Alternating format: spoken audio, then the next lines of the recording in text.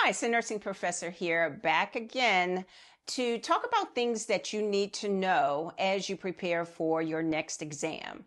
Before we get started, I want to ask for you to like and share this video so that it does get pushed out to other people who may not be seeing it at this time. I really do appreciate that.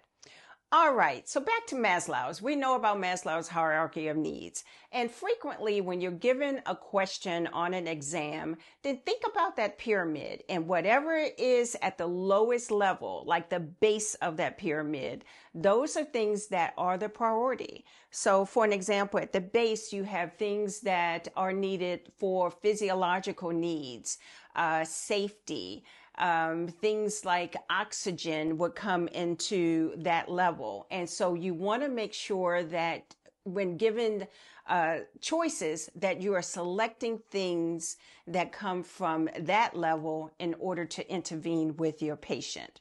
Okay, so for an example, if you're given a question about priority and you have a person who it has a low pulse ox, right? They have a pulse ox at 89%.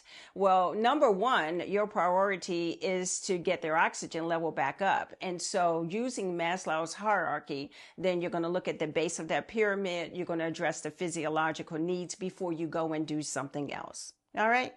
Next on the list of medical emergencies, or you're going to think chest pain. In our last video, we talked about one of the things that can cause chest pain would be a low potassium or high potassium, some alteration in potassium level. So if you have that, then you want to make sure that that is taken care of.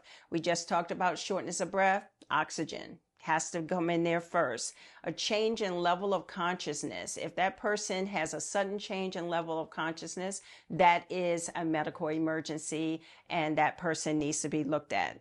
So we also think about stable versus unstable. So anytime we're looking at that, we're looking at things like vital signs, if this is a new symptom for that person or not. Because if there's a change in vital signs, that is an indication that that has now moved on up to a priority level. And so when they ask you, what do I do first? Then that person who's had a change in vital signs, change in level of consciousness, new symptoms, those people would take a priority. All right. So I hope that helps. I will see you next video. Don't forget to like and share. Bye for now.